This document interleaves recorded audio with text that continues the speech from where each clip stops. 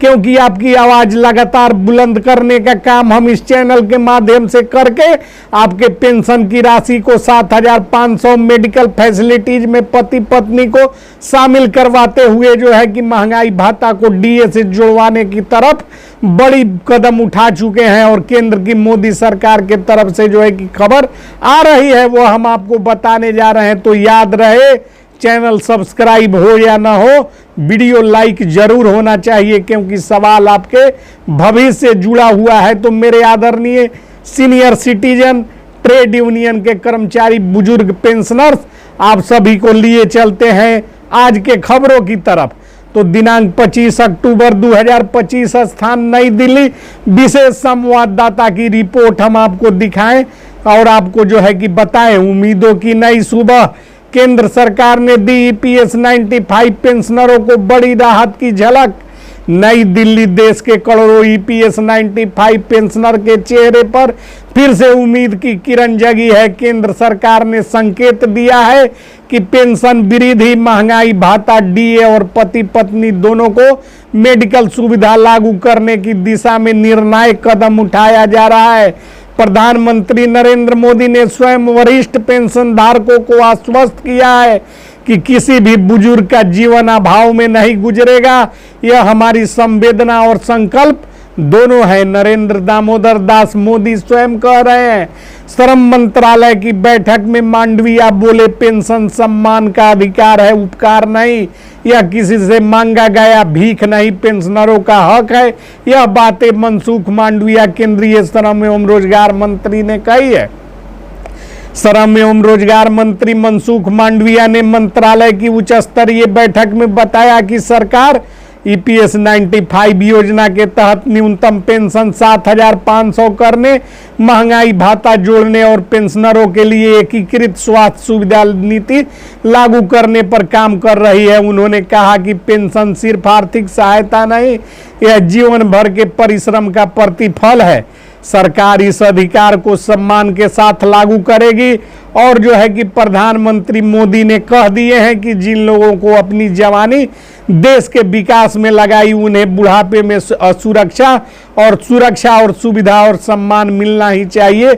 EPS 95 पेंशनरों के लिए जो उचित है वह मिलेगा। साथ ही पीएम मोदी ने पेंशनरों को धैर्य से बनाए रखने की अपील की है।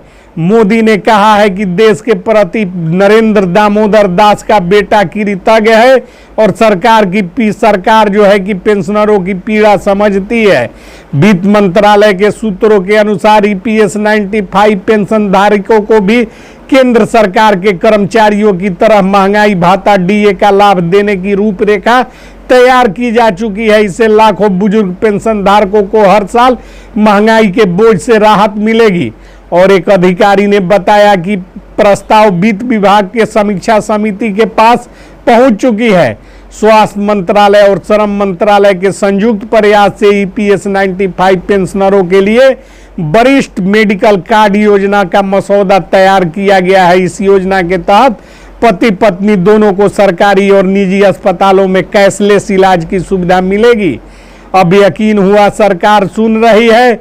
लखनऊ से जो है कि पेंशनर रामेश्वर सिंह जो है कि मिले हैं और उन्होंने हमें कहा है कि हमें वर्षों की मांग थी, अब सरकार की मंशा देखकर लगता है कि आखिरी चरण में बात पहुंच चुकी है और जो है कि मांग पूरी हो रही है। तो दामोदर दास का बेटा कभी झूठ नहीं बोलता, बकौल दामोदर पुत्र नरेंद्र मोदी ने कहा है तमाम बातों को।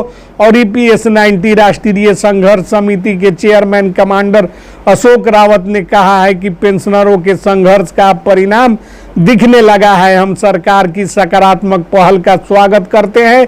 जब प्रधानमंत्री नरेंद्र मोदी स्वयं संवेदना प्रकट करते हैं तो भरोसा और भी बनता है और जो है कि न्याय दूर नहीं है।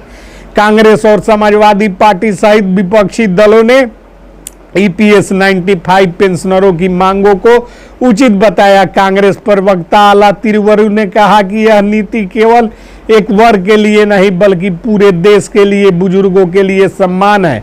कई पेंशनर यूनियनों ने राष्ट्रीय संदेश से बातचीत में बताया है कि वर्षों से चली आ रही बेरुखी अब खत्म होती दिख रही है। देश भर में पेंशनर समुदाय ने आभार दिवस मनाने का फैसला लिया है।